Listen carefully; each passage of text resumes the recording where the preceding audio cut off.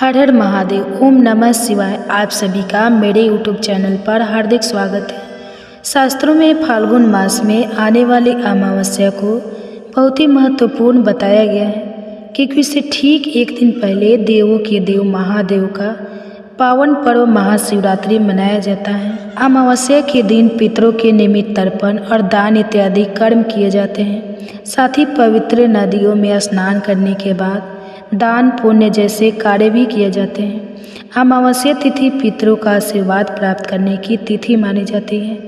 पितृदोष से मुक्ति के लिए और अपने पितरों का आशीर्वाद प्राप्त करने के लिए इस दिन दूध और चावल की खीर बनाकर गोबर के उपले या कंधे की कोन जलाकर उस पर पितरों के निमित्त खीर का भोग लगाना चाहिए। भोग लगाने के बाद थोड़ा सा पानी अपने दाएं हाथ की तरफ यानी कि भोग की बाईं साइड में छोड़ देना चाहिए। अगर आप आज के दिन दूध और चावल की खीर नहीं बना सकते हैं तो इस दिन घर में जो विशुद्ध ताज़ा खाना बना हो, जो कि लहसुन प्याज से युक्त ना हो, उस खाने का भी आप अपने पितरों को लगा सकते हैं। सुबह के समय स्नान करने के बाद एक लोटे में जल भरकर उसमें गंगा जल, थोड़ा कच्चा दूध, चावल डालकर और तेल डालकर दक्षिण दिशा की तरफ मुँह करके पितरों के नाम से इस चैनल को अर्पित करना चाहिए।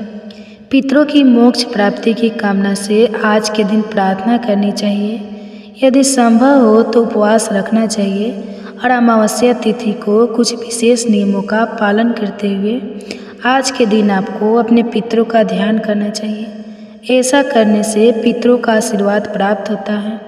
अमावस्या तिथि को अमावस्या माता की कथा जो भी भक्त श्रद्धा पूर्वक सुनता है या दूसरों को सुनाता है, अमावस माता की कृपा उनके परिवार पर सदा बनी रहती है। आज के इस वीडियो में आप सुनेंगे फाल्गुन मास की अमावस्या की कथा और अमावस माता की कथा।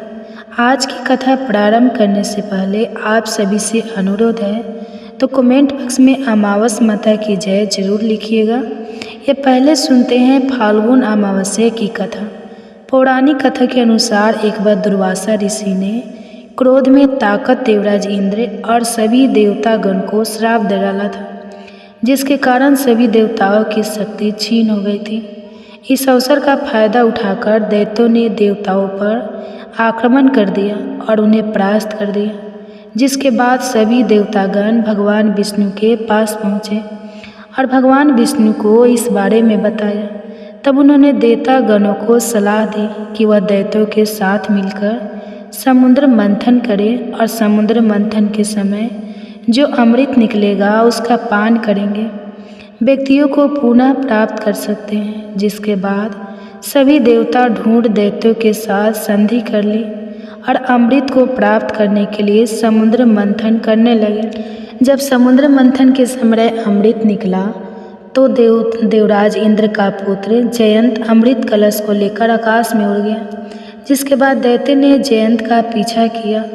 इसके बाद दैत्य ने अमृत को प्राप्त कर लिया। अमृत को लेकर देवताओं और दानवों में बार हर दिन एक युद्ध चला, जिसके कारण प्रयाग, हरिद्वार, उज्जैन और नासिक पर, जिस कारण से इन पवित्र स्थानों पर अमावस्या तिथि को स्नान करना शुभ फल देने वाला माना जाता है। उस समय चंद्रमा, सूर्य, गुरु शनि ने उस अमृत कलश की रक्षा की थी। इस कला को बढ़ते देखकर तब भगवान विष्णु ने मोहिनी रूप धरा और देवताओं को छल से अमृत पिला दिया है। यही कारण है कि अमावस्या के दिन पवित्र जगह पर स्नान करना अत्यंत ही शुभ फल देने वाला माना जाता है। आइए अब जानते हैं अमावस माता की कथा।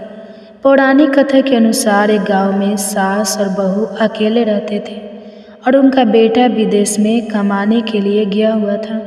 सास और बहू प्रेम से रहते थे, दोनों एक दूसरे की देखभाल भी करते थे। एक दिन बहू ने खाना नहीं खाया, तब सास ने बहू से पूछने लगी, बेटा आज तुमने खाना क्यों नहीं खाया? तब वह कहने लगी, सास आज मेरा अमावस माता का व्रत है, इसलिए मैंने खाना नहीं खाया। तब उसने कहा कि बहू यह व्रत क्या होता है और इस व्रत को करने से क्या फल मिलता है, मुझे भी समझाओ। तब वह कहने लगी कि अमावस माता का व्रत करने से बहुत पुण्य मिलता है, घर में अन्न धन बना रहता है, सुख शांति बनी रहती है और अटल सुहाग मिलता है, पुत्र की प्राप्ति होती है। इसी तरह से 3 पनौती अमावस माता का व्रत भी रखा जाता है। इस व्रत में हर वर्ष अलग अलग खाना खाया जाता है और विष्णु भगवान के मंदिर में चढ़ावा चढ़ाया जाता है या फिर किसी ब्राह्मण को दान दक्षिणा दी जाती है। इस व्रत में पहले साल शक्कर, घी और चावल से बना खाना खाया जाता है। पहले साल व्रत पूर्ण होने के बाद 1.25 किलो चावल और 1 कटोरी घी और 1 कटोरी शक्कर का दान किसी ब्राह्मण देवता को दान में दिया जाता है। दूसरे साल जौ, घी और शक्कर से बना खाना खाया जाता है। इसी तरह जब दूसरे साल का व्रत पूर्ण हो जाए तब 1.25 किलो जौ, 1 कटोरी घी और 1 कटोरी शक्कर किसी मंदिर में चढ़ाया जाता है या किसी ब्राह्मण को दान में देना होता है। तीसरे साल गुड़, तेल और घी से बने व्यंजन खाने चाहिए। जब तीसरे साल व्रत पूर्ण हो जाए तब आधा किलो उत्तरी घी और 1 कटोरी चीनी किसी मंदिर में चढ़ाया जाता है या ब्राह्मण को दान में दिया जाता है। इसे ही सासू माँ 3 पनौती अमावस्या का व्रत कहा जाता है। फिर वह बताने लगी, माँ जी, इस व्रत का संकल्प लेने के बाद इसे पूरा करना जरूरी होता है। अगर पूरा नहीं कर सकते तब घर परिवार में झगड़ा और घर में आसानी आ जाती है। तब सासू माँ कहने लगी, मेरी तो उम्र हो गई लेकिन तुम जरूर करना। अतः बहू यह व्रत करना प्रारंभ कर दी। एक दिन उन्हें किसी के कहने पर गेहूं से बनी रोटी खा ली और अमावस माता इस बात से नाराज हो गई। जो सास और बहू कभी वह प्रेम से रहती थी, उन दोनों में झगड़े होने लगे। सभी गांव वाले भी हैरान हो गए कि घर में यह सब क्या हो रहा है। तो हमारे घर में तो तब हमारे घर की लक्ष्मी या तुम्हारे लिए बिल्कुल नहीं हो। तब सास ने कहा कि आपके घर की लक्ष्मी चली गई तो मुझे बताओ कि कहाँ मिलेगी, लक्ष्मी को लेकर आऊँगी। तब कहने लगी, लक्ष्मी तो मैं समुद्र के बीच में भगवान विष्णु के पैर दबा रही है। ऐसा कहकर बहू ने लक्ष्मी की खोज करने चली गई। लक्ष्मी को लेकर आऊँगी, क्यों नहीं, तो मैं इस घर में पैर नहीं रखूँगी। ऐसा कहकर बहू लक्ष्मी की खोज में चली गई। जब लक्ष्मी की खोज के लिए निकली तब उसे बीच रास्ते में गाय मिली। गाय बहू से पूछने लगी कि आप कहाँ जा रही है। बहू कहने लगी, हे गाय माता, मेरी संस्कृति है कि मेरे आने से उनके घर में अन्न धन की कमी हो गई है और उनके घर की लक्ष्मी चली गई है, तो मैं लक्ष्मी को लेने जा रही हूँ। गाय माता कहने लगी, हे बेटी, अगर तुम जा रही हो तो भगवान से मेरे बारे में भी पूछ लेना। तब वह कहने लगी, ठीक है गाय माता, मैं आपके बारे में भी पूछ लूँगी। तब गाय माता कहने लगी कि जब मेरा बछड़ा होता है तो मर जाता है, जिंदा नहीं रहता, तो लक्ष्मी जी से पूछ लेना कि आखिरकार मेरे साथ ऐसा क्यों हो रहा है। मैंने ऐसे कौन से कर्म किए हैं जिसकी सज़ा मुझे मिल रही है। तब वह कहने लगी, गाय माता, आज मैं आपके बारे में ज़रूर पूछ लूँगी। ऐसा कहकर बहू आगे बढ़ गई। जब आगे बढ़ी तब रास्ते में उसे घोड़ी मिली जिसके गले में घंटी बनी हुई थी। घोड़ी ने भी कहा कि बेटी, तो मेरे दुकान निवारण लक्ष्मी जी से पूछ लेना। तब वह कहने लगी, मैं ज़रूर पूछ लूँगी। ऐसा कहकर बहू आगे बढ़ गई। आगे जाते ही बहू को एक अंधा और बहरा बुजुर्ग मिला। उसने भी बहू से अपनी समस्या के निवारण के लिए पूछने को कह दिया। तो बहू उसकी समस्या भी भगवान से पूछने का कहकर आगे बढ़ गई।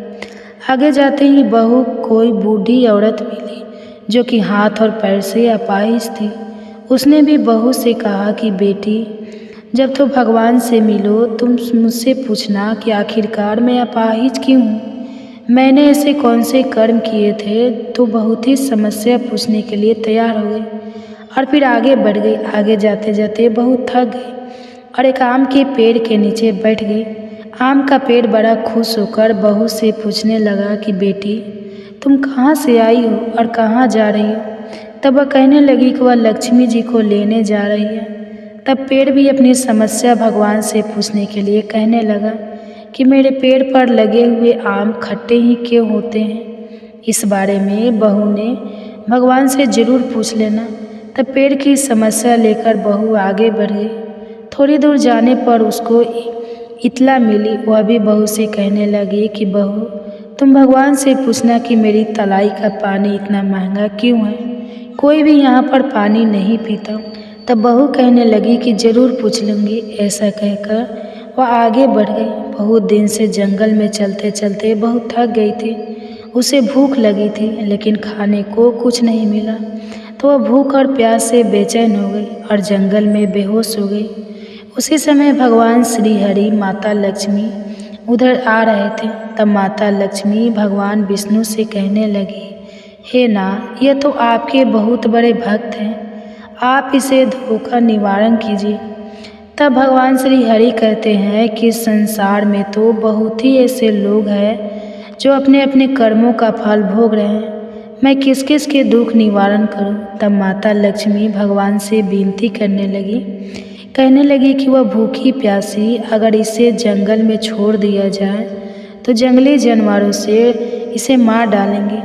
माता लक्ष्मी की बात सुनकर भगवान विष्णु उसके पास गए और उसे होश में लेकर आए। उस होश में आते ही भगवान उसे पूछने लगे कि वह यह क्यों आई है, कहाँ जा रही है। तब मैंने उसकी बात सुनकर भगवान शिव और माता लक्ष्मी प्रकट हो गए।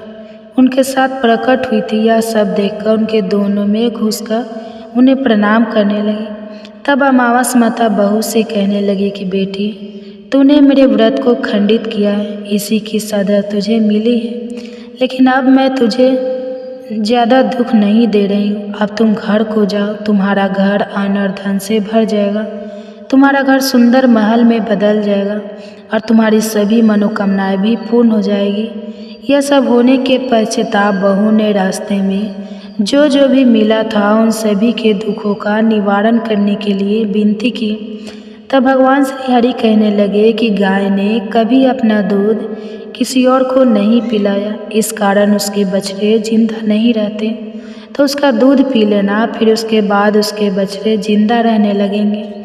और घोड़ी पिछले जन्म में आटा पीसने वाली महिला थी। वह किसी को आटा पीस को नहीं देती थी, इसलिए उसके गले में चक्की के पाट बंद है, पर है उसके पाट को देना, वह बिल्कुल ठीक हो जाएगी। और वह बुजुर्ग तभी भगवान के मंदिर नहीं गया, ना ही कभी उसने भगवान के भजन सुने, तो उसे ले जाकर मंदिर में दर्शन करवा देना, इससे वह ठीक हो जाएगा। और अपाहिज महिला, उसे कभी अपनी जवानी में दान पुण्य नहीं किया, उसकी यह सज़ा मिली है। तुम उससे कुछ भी दान करवा देना तो उसकी विकलांगता दूर हो जाएगी। और वह आम का पेड़, उसने तो कभी अपने पेड़ की आम किसी बच्चे को खाने नहीं दिए, इसी कारण उसके सभी आम खट्टे होते हैं। अब तुम उस पेड़ का आम खा लेना, फिर उसके बाद इस पेड़ पर मीठी आम आने लगेंगे। और तलाई का पानी पिछले जन्म में देवरानी जेठानी थे, वह हमेशा आपस में झगड़ा करती रहती थी, इसलिए उसका पानी मिला है, तो उसका पानी पी लेना तो वह चलाई शुद्ध हो जाएगी, फिर लोग वहाँ आकर पानी पीने लगेंगे। इस प्रकार बहू ने भगवान श्री हरि, माता लक्ष्मी और अमावस माता को प्रणाम किया, उन्हें धन्यवाद दिया, अपने घर के लिए तैयार हो गई। रास्ते में उसे जो भी मिला उनकी सभी समस्याओं भगवान से कहें, उनके अनुसार दूर करती चली गई। सभी ने उसे भर भर कर आशीर्वाद दिया। घर पहुँचते उसका टूटा फूटा घर एक सुंदर महल में बदल गया। उसके घर में अन्न और धन के भंडार भर गए। अब बहू ने सासू माँ से कहा कि सासू माँ, आपने तो सच में कहा था कि मैं आपके लिए शुभ नहीं हूँ, मेरी जाने से ही आपके घर में लक्ष्मी आई है। उसने कहा, बेटी, यह सब तुम्हारे अमावस माता के व्रत करने का फल है, ये जो मिला है तो यहीं पर हो, अब तुम यहाँ से कहीं नहीं जाओगी। इस प्रकार सास और बहू खुशी खुशी रहने लगी। और फिर एक दिन सास गई तभी विदेश से लौट आया, और घर में जब उसने खूब धन दौलत और धन के भंडार देखकर तब उसकी माँ ने सारी बात अपने बेटे को बताई। इसी प्रकार यह लोग खुशी खुशी रहने लगे और तीनों मिलकर अमावस माता के व्रत रखने लगे। तो प्रेम से बोलिए अमावस माता की जय। इस गाथा को कहने, सुनने और पढ़ने वाले भक्तों को घर में अन्न धन के भंडार की रक्षा करना अमावस माता। तो यह थी अमावस माता की व्रत कथा। अगर आज की वीडियो आपको पसंद आई हो तो लाइक शेयर, चैनल को सब्सक्राइब करना मत भूलिएगा। धन्यवाद।